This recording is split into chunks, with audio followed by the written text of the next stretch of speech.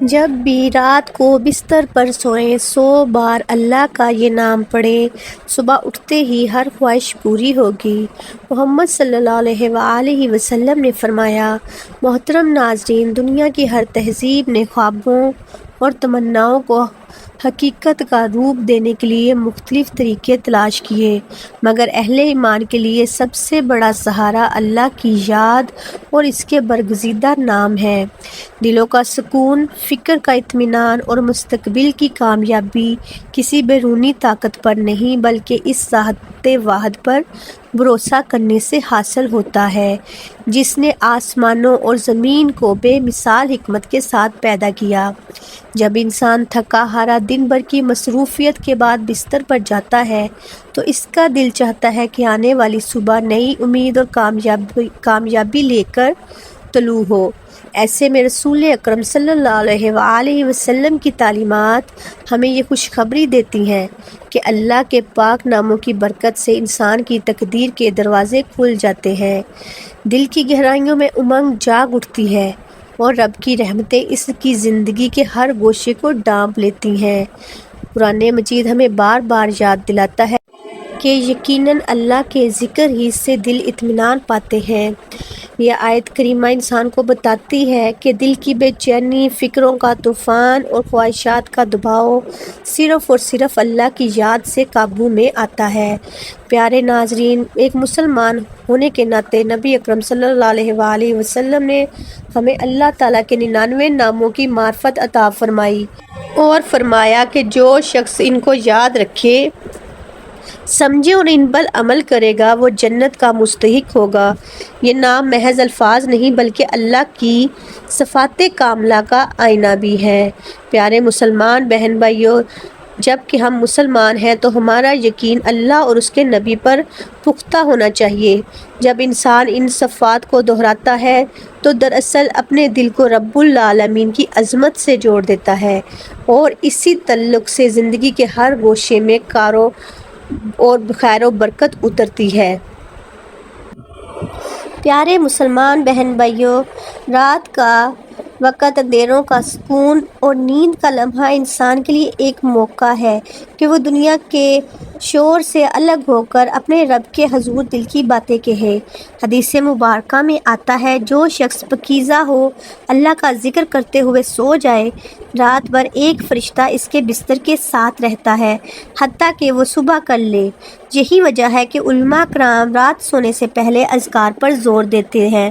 اگر کوئی شخص بستر پر جانے سے پہلے اللہ کے ایک خاص نام کو 100 مرتبہ پڑھ لے تو اپنی روح کو رب سے جوڑ دیتا ہے، دل کی تاریکیوں کو روشنی میں بدل دیتا ہے اور دعا کی قبولیت کے اسباب پیدا کر لیتا ہے۔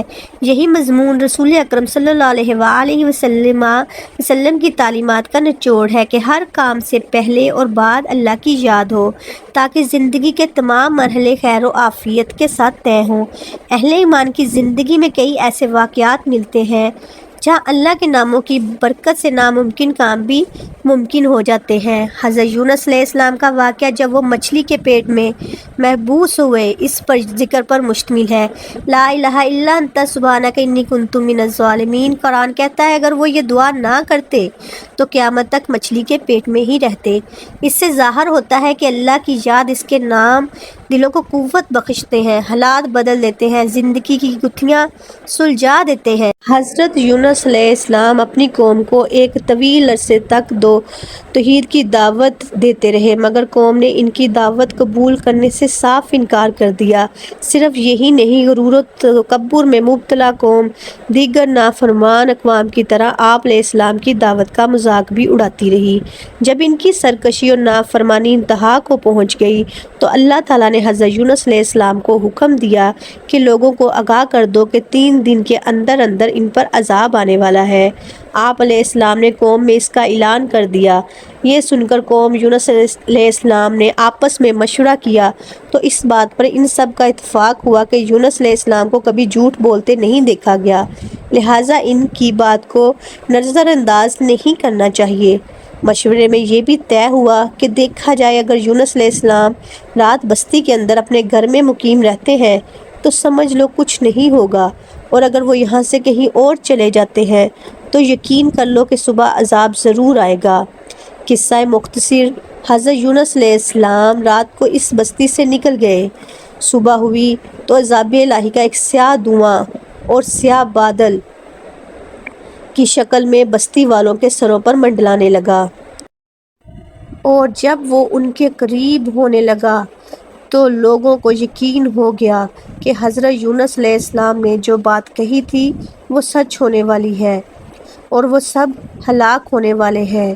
یہ دیکھ کر حضرت یونس علیہ السلام کو تلاش کیا گیا کہ ان کے ہاتھ پر ایمان لے آئیں اور توبہ کر لیں، مگر آپ علیہ السلام کو نہ پایا تو خود ہی خلاص نیت کے ساتھ توبہ استغفار میں لگ گئے اور اپنے گھروں میں سے ایک میدان میں نکل آئے۔ عورتیں، بچے اور جانور سب اس میدان میں جمع کر دیے گئے۔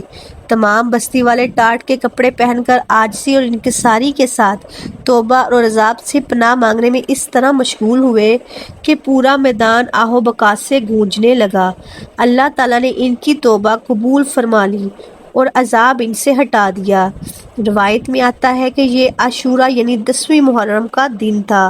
ادھر حضرت یونس علیہ السلام بستی سے باہر اس انتظار میں تھے کہ اب اس قوم پر عذاب نازل ہوگا۔ ان کی توبہ استغفار کا حال انہیں معلوم نہ تھا۔ جب عذاب ٹل گیا تو انہیں فکر ہوئی کہ اب تو قوم مجھے جھوٹا قرار دے دے گی، کیونکہ میں نے اعلان کیا تھا کہ 3 دن کے اندر عذاب آ جائے گا۔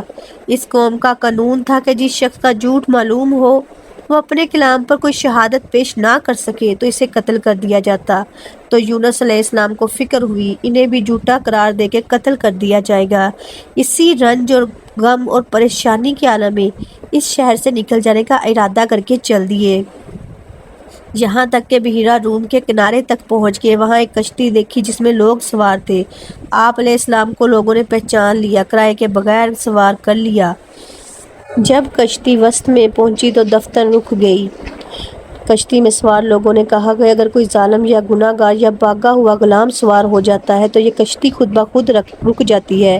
ایسے آدمی کو چاہیے کہ خود کو ظاہر کر دے تاکہ اس کی وجہ سے دوسروں پر مصیبت نہ آئے۔ حضرت یونس علیہ السلام بول اٹھے کہ وہ بھاگا ہوا غلام گناہ گار میں ہی ہوں، کیونکہ اپنے شہر سے نکل کر کشتی میں سوار ہونا ایک طبعی خوف کی وجہ سے تھا، بے اذن الہی نہ تھا، اور اللہ تعالیٰ کے حکم کے بغیر یوں چلے آنے کو حضرت یونس علیہ السلام کی پیغمبرانہ شان نے ایک گناہ قرار دیا کہ پیغمبر کی کوئی نقل و حرکت بے اذن الہی نہیں ہونی چاہیے۔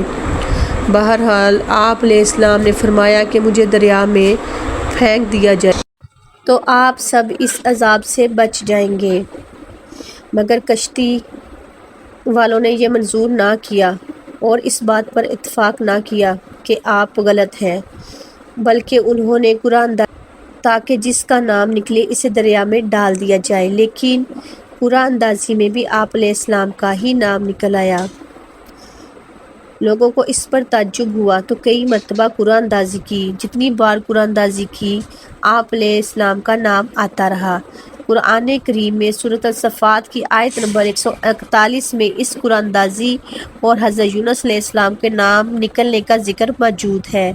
ایک طرف قرآن اندازی میں نام نکلنے پر آپ علیہ السلام کو دریا میں ڈالے جانے کا سامان ہو رہا تھا، دوسری طرف ایک بہت بڑی مچھلی اللہ تعالیٰ کے حکم پر کشتی کے قریب منڈلا رہی تھی اور منہ کھولے موجود تھی کہ آپ علیہ السلام کو اپنے پیٹ میں جگہ دے دے۔ حضرت یونس علیہ السلام جیسے ہی پانی میں اترے مچھلی نے فوراً انہیں اپنے پیٹ میں لے لیا۔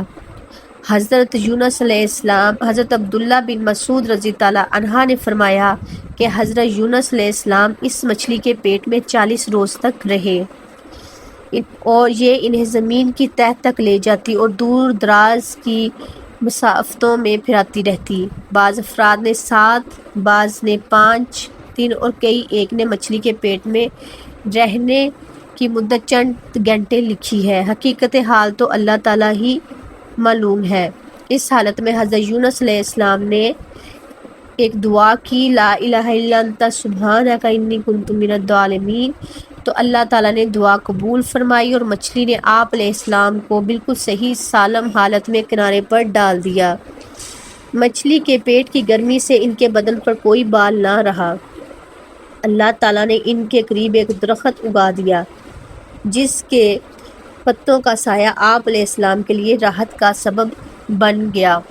نیز ایک جنگلی بکری اللہ تعالیٰ کے حکم سے صبح شام آپ علیہ السلام کے پاس آ کھڑی ہوتی اور آپ علیہ السلام اس کا دودھ پی لیتے۔ اس قصے کے جتنے اجزاء قرآن پاک میں مذکور ہے یا احادیث مبارکہ سے ثابت ہے وہ تو یقینی ہے۔ حضرت ابو ہریرہ رضی اللہ عنہ سے منقول ہے کہ رسول اکرم صلی اللہ علیہ وآلہ وسلم نے فرمایا، جب اللہ تعالیٰ نے حضرت یونس علیہ السلام کو مچھلی کے پیٹ میں ڈال دی اور قید کرنے کا ارادہ فرمایا تو مچھلی کو حکم دیا، ان کو لے لو لیکن ان کے گوشت پر تیرا تصرف نہیں ہے کیونکہ یہ تیری غذا نہیں ہے۔ جب مچھلی آپ علیہ السلام کو لے کر سمندر کی انتہائی نچلی سطح میں پہنچی تو آپ علیہ السلام نے کچھ آہٹیں سنی۔ اس پر اللہ تعالیٰ نے وحی فرمائی، یہ سمندری جانوروں کی تسبیح ہے۔ اس موقع پر حضرت یونس علیہ السلام نے بھی تسبیح کی۔ جب فرشتوں نے آپ علیہ السلام کی تسبیح سنی تو بارگاہ خداوندی میں عرض کرنے لگے، اے ہمارے پروردگار، ہم ایک نحیف اور کمزور سی آواز کسی اجنبی زمین سے سن رہے ہیں۔ اللہ تعالیٰ نے فرمایا، یہ میرا بندہ یونس ہے۔ فرشتوں نے عرض کیا، وہ تو نیک بندے ہیں، روز آپ کے پاس نیک عمل پہنچتا ہے۔ اللہ تعالیٰ نے فرمایا، ہاں یہ میری بہت اچھی تسبیح کرتے ہیں۔ پھر فرشتوں نے اللہ تعالیٰ کے حضور آپ حضرت یونس علیہ السلام کی سفارش کی تو اللہ تعالیٰ نے مچھلی کے حکم دیا اور اس نے آپ علیہ السلام کو سمندر کے کنارے پر ڈال دیا۔ قرآن کریم میں ارشاد باری تعالیٰ ہے کہ پھر ہم نے ان کو جب کہ وہ بیمار تھے فراخ میدان میں ڈال دیا اور ان پر ایک بیلدار درخت اگا دیا۔ آپ علیہ السلام کا بدن مچھلی کے پیٹ میں رہنے سے انتہائی لاغر اور کمزور ہو چکا تھا۔ ابن مسعود رضی اللہ عنہ فرماتے ہیں کہ آپ علیہ السلام ایسے ہو گئے تھے جیسے چوزا جس پر ابھی بھی پر نہ آئے ہوں۔ ابن عباس رضی اللہ عنہ اور زید رضی اللہ عنہ فرماتے ہیں کہ جب بچہ پیدا ہوتا ہے اس وقت کے بچے کی طرح آپ علیہ السلام کی حالت تھی اور بالکل دھنی ہوئی روئی کی طرح نرم و نازک تھے اور بدن پر کچھ نہ تھا۔ روایت میں ہے کہ جب آپ علیہ السلام مچھلی کے پیٹ میں ٹھہر گئے تو گمان کیا کہ شاید وفات پا گئے ہیں۔ اس پر آپ علیہ السلام نے اپنے اعضاء کو جنبش دی تو ان میں حرکت ہوئی تو فوراً سجدہ ریز ہو گئے اور بارگاہ رب العزت میں عرض کیا کہ اے میرے پروردگار، میں تیرے لیے ایسی جگہ مسجد سجدہ گاہ بناتا ہوں جہاں کسی دوسرے نے تیری عبادت نہ کی ہوگی۔ قرآن پاک میں اللہ تعالیٰ کا ارشاد ہے، پھر اگر وہ اللہ کی پاکی بیان نہ کرتے تو لوگوں کے اٹھائے جانے کے دن تک اس مچھلی کے پیٹ میں ہی رہتے۔ تفسیر ابن جریر میں حضرت سعد بن مالک رضی اللہ عنہ سے مروی ہے کہ انہوں نے نبی اکرم صلی اللہ علیہ وآلہ وسلم کو فرماتے ہوئے سنا، اللہ کو اس کے نام سے پکارا جائے تو دعا قبول ہوتی ہے اور جو مانگا جائے اللہ تعالیٰ فرماتے ہیں۔ حضرت یونس علیہ السلام کی دعا کے ساتھ راوی کہتے ہیں کہ میں استفسار کیا کہ یا رسول اللہ صلی اللہ علیہ وآلہ وسلم، یہ حضرت یونس علیہ السلام کے لیے خاص ہے یا تمام مسلمانوں کے لیے ہے؟ آپ صلی اللہ علیہ وآلہ وسلم نے فرمایا کہ حضرت یونس علیہ السلام کے لیے خاص ہے اور مومنین کے لیے عام۔ جب بھی وہ اس کے ساتھ دعا کرے، کیا تم نے اللہ کے فرمان کو نہیں سنا؟ پھر یونس علیہ السلام نے اپنے رب کو تاریکیوں میں پکارا، لا الہ الا انت سبحانک انی کنت من الظالمین، تیرے سوا کوئی معبود نہیں، تو پاک ہے، بے شک میں ہی قصوروار ہوں۔ تو ہم نے اس کی دعا قبول کی اور اس کو غم سے نجات دی اور ہم مومنین کو اس طرح نجات دیتے ہیں۔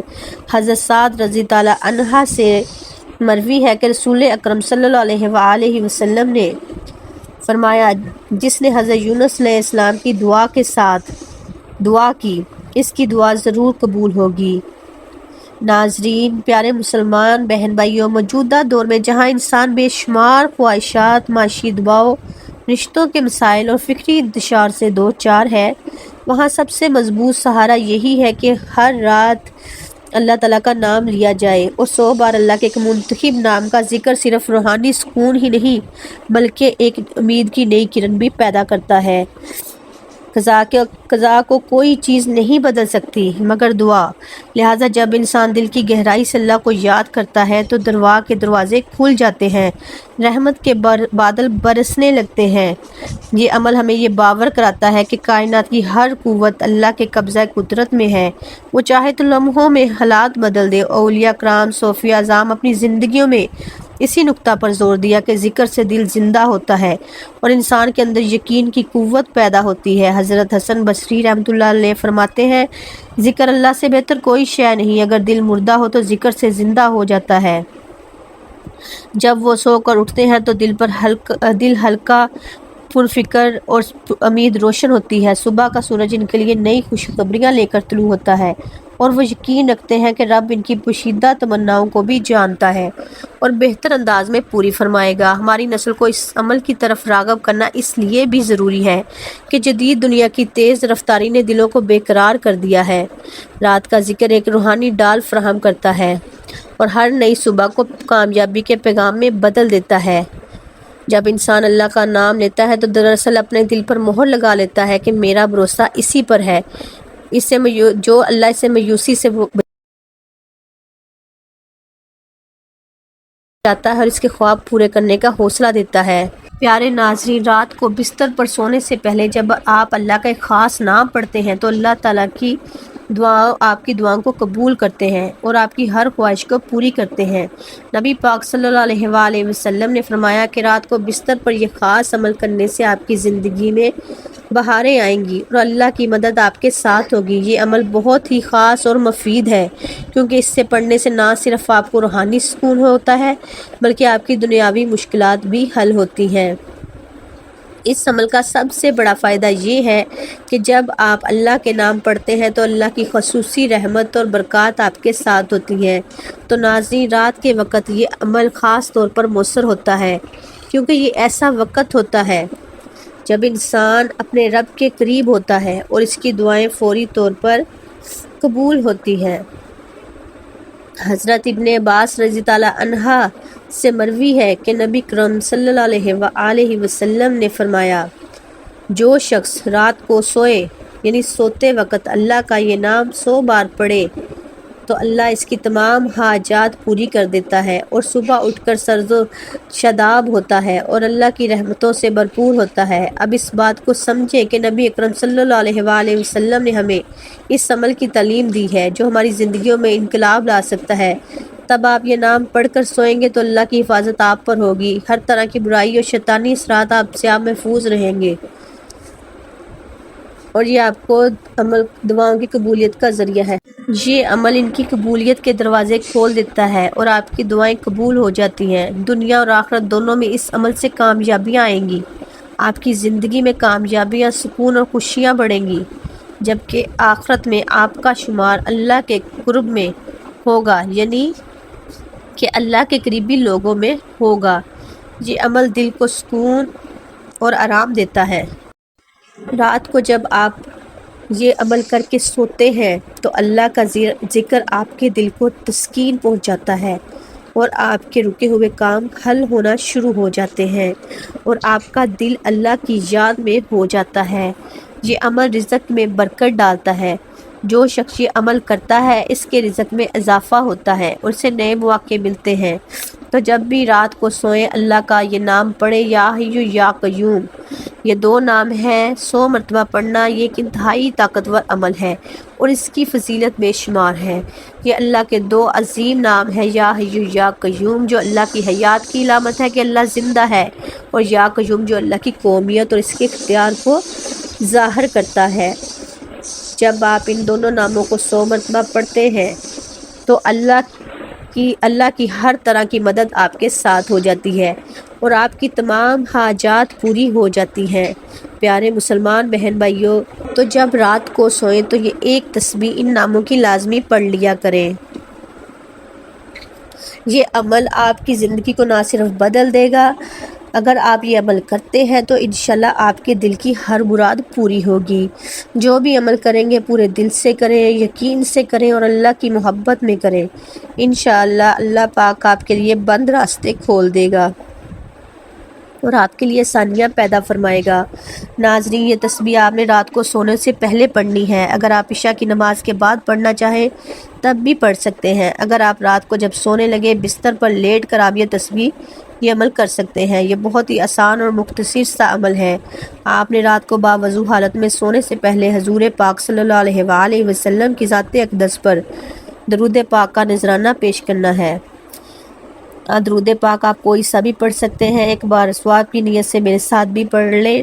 اللہم صلی علی محمد وعلی آل محمد کما صلیت علی ابراہیم وعلی آل ابراہیم انک حمید مجید۔ اللہم بارک علی محمد وعلی آل محمد کما بارکت علی ابراہیم وعلی آل ابراہیم انک حمید مجید۔ درود پاک پڑھنے کے بعد آپ نے ایک تسبیح یا حی یا قیوم کی پڑھنی ہے۔ یہ تسبیح پڑھنے کے بعد آپ نے ایک تسبیح لا الہ الا انت سبحانک انی کنت من الظالمین پڑھنی ہے اور ایک تسبیح آپ نے استغفار کی پڑھنی ہے۔ استغفر اللہ استغفر اللہ استغفر اللہ یہ پڑھنی ہے۔ آخر میں آپ نے اتنا ہی درود پاک پڑھ لینا ہے جتنا وظیفے کے آغاز میں پڑھا تھا۔ ناظرین، دلوں کا سکون، تمناؤں کی تکمیل اور آنے والے وقت کی خوشخبری کسی بیرونی سہارا نہیں بلکہ اسی ذات مبارکہ سے جڑی ہوئی ہے، اسی ذات باری تعالیٰ سے جڑی ہوئی ہے جس نے ہمیں اپنے اسماء الحسنیٰ کے ذریعے اپنی پہچان عطا فرمائی۔ اللہ جب انسان ہر رات سونے سے قبل صدقے دل کے ساتھ اپنے رب کا نام لیتا ہے، اپنی کمزوریوں کا اعتراف کرتا ہے اور امید کے چراغ جلا کر سو جاتا ہے تو رحمت کے در کھلتے ہیں اور صبح کا سورج برکت کے پیغام کے ساتھ طلوع ہوتا ہے۔ قرآن کریم اور سنت نبوی صلی اللہ علیہ وآلہ وسلم ہمیں یہی سبق دیتی ہیں کہ ذکر الہی زندگی کی تاریکیوں کو روشنی میں بدل دیتا ہے، لہٰذا اپنی زندگی کے ہر دن ہر رات کو اللہ کی یاد سے مزین کیجیے۔ کامیابی، راحت اور دل کی مرادیں اسی کی چوکھٹ سے ملتی ہیں۔ آخر میں میری اللہ تعالیٰ سے دعا ہے کہ اللہ تعالیٰ میرا سنانا اور آپ کا سننا اپنی پاک بارگاہ الہی میں قبول و منظور فرمائے، جو مانگا مقدر فرمائے، جو نہیں مانگ سکے بن مانگے عطا فرمائے۔ اللہ تعالیٰ نیکی کی بات کو سننے، سمجھنے اور اس پر عمل کرنے کی طاقت اور توفیق مرحمت فرمائے، آمین سم آمین۔ آخر میں ناظرین آپ سے گزارش ہے کہ اپنے رزق میں برکت اور وسعت کے لیے اللہ تعالیٰ کے 99 ناموں میں سے کوئی ایک نام لکھ کر کمنٹ سیکشن میں ضرور شیئر کریں۔ اللہ تعالیٰ ہم سب کا حامی و ناصر ہو، آمین، جزاک اللہ۔